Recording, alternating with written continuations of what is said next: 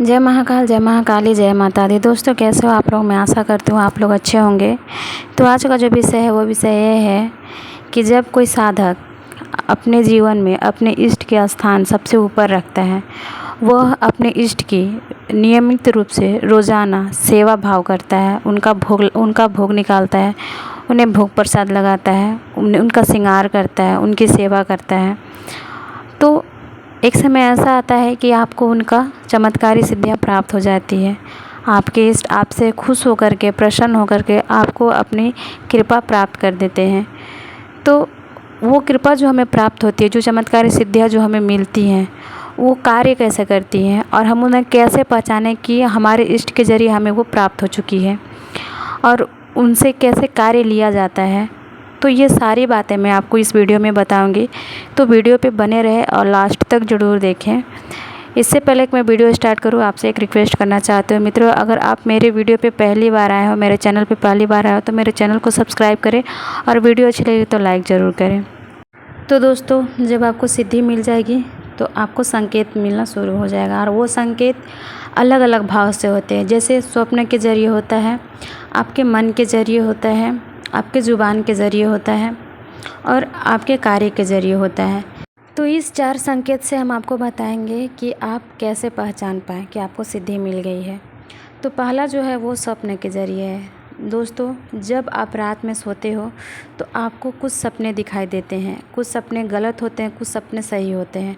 तो वो दोनों सपनों का अपना अपना महत्व होता है। अगर आप नकारात्मक सपना देखते हो तो उसमें आपको ऐसा, जैसे आप देखते हो कि आपके ऊपर कोई नकारात्मक शक्ति हावी हो रहा है, तो उस समय क्या होगा कि आप सोए रहोगे, लेकिन आपका जो मन है, जो आपका हृदय है, वो आपका ऑटोमेटिक देखोगे कि मंत्र जाप कर रहा है, मंत्र जाप कर रहा है। आप जो मंत्र रेगुलर जो अपने इष्ट के जाप करते हो, वो मंत्र आपको शरीर आपका ऑटोमेटिक जाप करेगा और इससे क्या होगा कि वो नकारात्मक शक्ति को उस समय दूर कर देगा।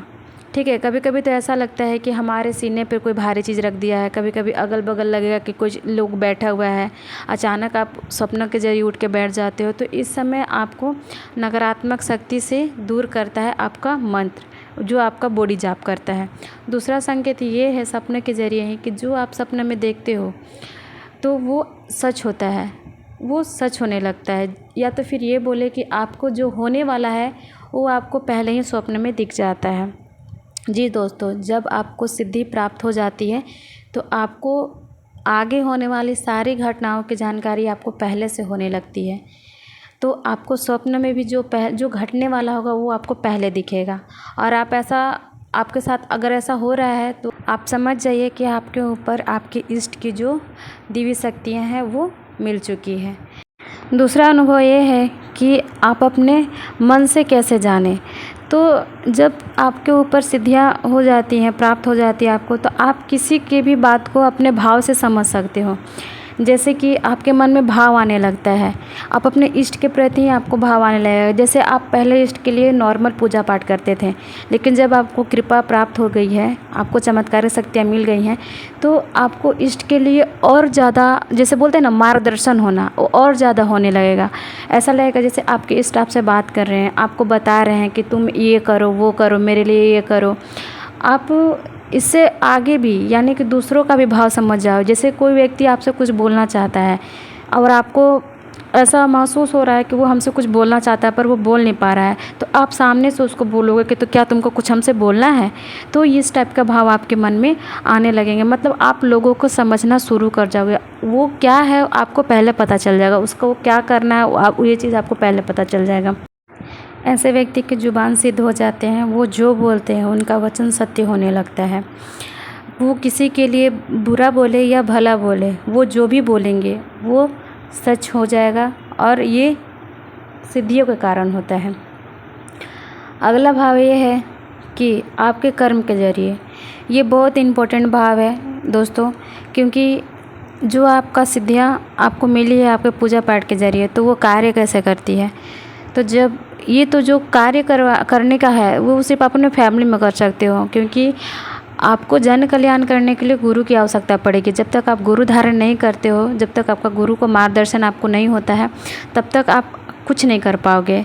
तो छोटा मोटा जो कार्य है, जैसे आप अपने घर ही में करने के लिए कि आप पता कर पाओ कि सिद्धियाँ मेरे काम कर रही हैं कि नहीं, तो आप अपने घर में कोई भी बीमार व्यक्ति हैं, चाहे आपके फैमिली मेम्बर से हो, चाहे आप खुद के हो, तो उसमें क्या करना है कि जो आपका मंत्र है, जिस मंत्र से आप अपने इष्ट की जाप करते हो, उस मंत्र को पढ़ के पानी में फूंक मार के आपको उस व्यक्ति को पिला देना है। तो आप देखोगे कि वो व्यक्ति धीरे धीरे स्वस्थ हो जाएगा। तो ये सब 4 संकेत है जिससे आपको पता चलेगा कि हमें सिद्धि प्राप्त हो चुकी है और वो कार्य कर रही है। लेकिन दोस्तों, एक बार मैं फिर से बोलूँगी कि अगर आपको जन कल्याण के लिए सोच रहे हो तो वो आपको गुरु के अंदर ही करना होगा। जब तक आपके गुरु नहीं बनेंगे, गुरु धारण जब तक आप नहीं करोगे, बिना गुरु के मार्गदर्शन से दोस्तों कुछ नहीं होता है।